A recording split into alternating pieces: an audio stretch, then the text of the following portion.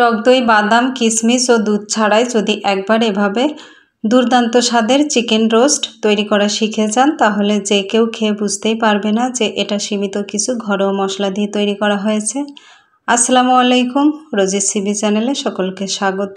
আজকে দেখাবো সবার ঘরে থাকা সাধারণ কিছু মশলা ব্যবহার করে কিভাবে রেস্টুরেন্টের মতো চিকেন রোস্ট তৈরি করা যায়। ঘরে শুধুমাত্র চিকেন থাকলেই ঝটপট তৈরি করে নিতে পারবেন। একটি লাইক দিয়ে সম্পূর্ণ রেসিপিটি দেখবেন আশা করছি। তো চলুন প্রসেসটা দেখে নেওয়া যাক। বিসমিল্লাহির রহমানির রহিম। রেসিপিটি তৈরির জন্য প্রথমে আমি মশলাটা রেডি করে নেব। এখানে আমি 7-8টা লবঙ্গ, 7-8টা শুকনো ঝাল কুচি করে পানিতে ভিজিয়ে রেখেছিলাম, সেটা নিয়েছি।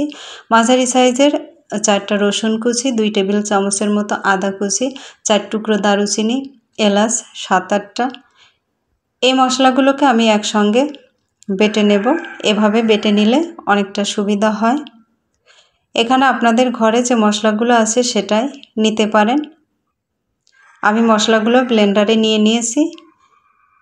এখন আমার মশলাগুলো বাটা হয়ে গিয়েছে।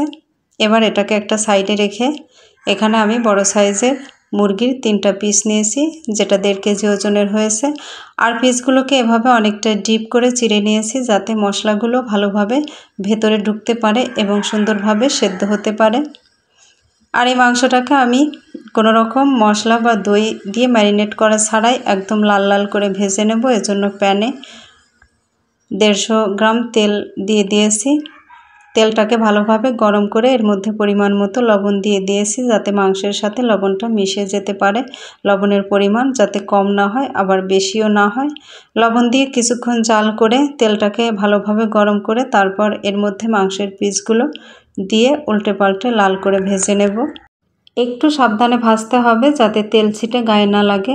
আমি বেশ কিছুক্ষণ সময় নিয়ে মাংসের পিসগুলোকে উল্টে পাল্টে লাল করে ভেজে নিয়েছি। ভাজার পর এগুলো আমি তুলে নিয়েছি।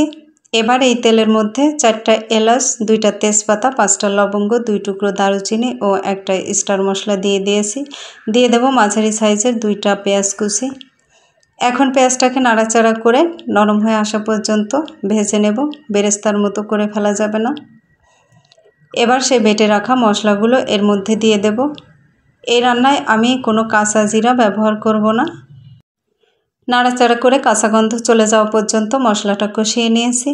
এখন এর মধ্যে আমি 2 টেবিল চামচ রোস্টের মশলা অ্যাড করে দিয়েছি। তবে এই মশলাটা হাতের কাছে না থাকলে না দিলেও চলবে। মাংস ভাজার সময় আমি পর্যাপ্ত পরিমাণে লবণ দিয়েছিলাম। এখন শুধুমাত্র মশলার জন্য যতটুকু লবণ প্রয়োজন ততটুকু লবণ দিয়ে দিয়েছি। এবার ঢাকনা দিয়ে তেল উপরে উঠে আসা পর্যন্ত মশলাটা কষিয়ে নেব। কষানো হয়ে গিয়েছে, ঢাকনাটা তুলে নেব। এখন এর মধ্যে ভেজে রাখা সেই মাংসের পিসগুলো দিয়ে দেব। সবগুলো পিস আমি এভাবে দিয়ে দিয়েছি। এগুলো এখন কষানোর কোনো প্রয়োজন নেই। একবারে আমি 3 কাপের মতো পানি দিয়ে দিয়েছি। এখন ঢাকনা লাগিয়ে 7-8 মিনিটের মতো রান্না করে নেব। 7-8 মিনিট পর ঢাকনাটা তুলে নিয়েছি। যেহেতু এই রান্নায় আমি কোনো টক দই ব্যবহার করিনি তাই টক দইয়ের পরিবর্তে 2 চা চামচের মতো লেবুর রস দিয়ে দেব। টকের ব্যালেন্সের জন্য 1 চা চামচ চিনি দিয়ে দেব। এবার এ পর্যায়ে আমি 1 চা চামচ গরম মশলার গুঁড়া অ্যাড করে দেব। এর আগে কিন্তু আমি গরম মশলা ব্যবহার করিনি। উল্টে পাল্টে মশলাটা মিশিয়ে নেব। মেশানো হয়ে গেলে এখন ঢাকনা দিয়ে যতটুকু ঝোল রাখতে চাই সে অনুযায়ী রান্নাটা করে নেব। ঝোল শুকিয়ে গিয়েছে, এবার ঢাকনাটা তুলে নেব। এখন এর মধ্যে ফ্লেভারের জন্য 3টা আস্ত কাঁচা ঝাল দিয়ে দেব। 2টা বড় সাইজের পেঁয়াজ বেরেস্তা করে নিয়েছি, সেগুলো দিয়ে দেব। জিরা ভাজার গুঁড়া দিয়ে দেব 1 চা চামচ। এখন লো আঁচে ঢেকে রাখবো 2 মিনিটের জন্য। 2 মিনিট পর ফাইনালি আমার রান্নাটা হয়ে গিয়েছে। এখন পরিবেশনের জন্য নিয়ে নেব। দামি কোনো মশলা ছাড়াই এর টেস্টটা অসাধারণ হয়ে থাকে। রেসিপি ভালো লাগলে লাইক, কমেন্ট ও সাবস্ক্রাইব করার অনুরোধ রইল। পেজ ফলো দিতে ভুলবেন না। শেষ করছি আজকের মতো। আল্লাহ হাফেজ।